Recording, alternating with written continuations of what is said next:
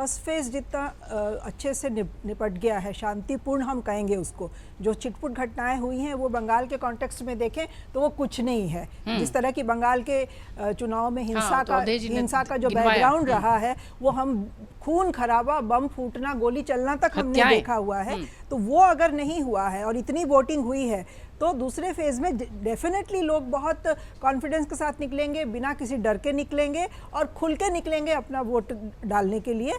तो मुझे लग रहा है कि दूसरे चरण की वोटिंग पे फर्स्ट फेज का ये प्रभाव होगा कि जो एक कहीं डर में लोग रहते थे कि कहीं हिंसा हो जाएगी, कुछ हो जाएगा, वो छोड़ के लोग घर से निकलेंगे। बेशक उनको थोड़ी दूर चल के जाना पड़े या थोड़ी तकलीफ से बूथ तक पहुंचना पड़े, वो निकलेंगे और वोट डालेंगे। क्योंकि एक SIR का जो अवेयरनेस वाला फैक्टर रहा है, उसकी वजह से वोटर इस बार बहुत जागरूक है, वो नहीं चाहता है अपना वोट वेस्ट करना।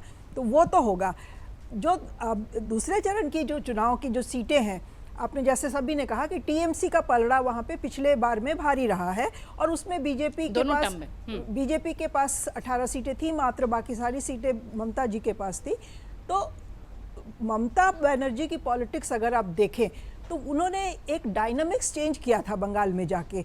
जब तक कांग्रेस और लेफ्ट फ्रंट का राज था, बंगाल की पॉलिटिक्स एक भद्र लोक की पॉलिटिक्स के चारों तरफ, कॉन्सेप्ट के चारों तरफ घूमती थी, जिसमें कि ममता ने इस तरह से घुसपैठ करी कि वो बिल्कुल ढह गया, वो भद्र लोक का किला बिल्कुल ढह गया। और 15 साल हो गए, 3 टर्म ममता रह चुकी हैं, उसमें उन्होंने सेंध नहीं लगाने दी किसी को।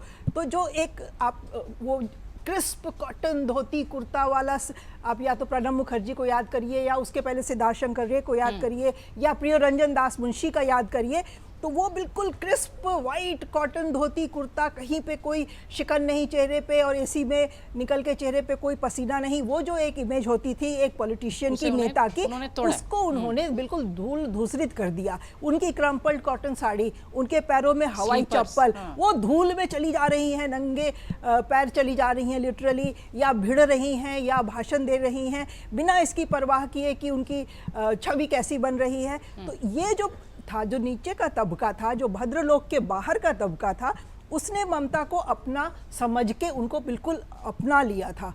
अब वो तबका जब तक ममता को बिल्कुल छोड़ नहीं देगा, तब तक ममता के लिए कोई चिंता की बात पाना मुश्किल। हाँ, वो तब तक ममता के लिए कोई चिंता की बात नहीं है। दूसरे वोट की अच्छा, इतने दिनों से जो भद्रलोक वाला तबका था, जो वहाँ पे बहुत आउटसाइडर्स हैं, बड़े बड़े व्यापारी जो मारवाड़ी हैं, राजस्थान से गए हुए बसे लोग हैं, यूपी बिहार के लोग वहाँ बसे हुए हैं, वो जरूर अपने आप को इस बीच में लेफ्ट आउट फील कर रहे थे। तो अगर वो चाहते हैं कि इस बार ममता वापस जहाँ थी वहीं चली जाएं और उनका भद्रलोक का लीडरशिप फिर से वापस आ जाए, तो वो जो टकराव होगा वो अपने आप में बहुत इंटरेस्टिंग होगा और उसमें कौन जीतता है ये देखने की बात होगी। अगर आप ये वीडियो YouTube पर देख रहे हैं तो हमारे चैनल को सब्सक्राइब कर बेल आइकन दबाएं और Facebook पर देख रहे हैं तो हमारे पेज को लाइक करें।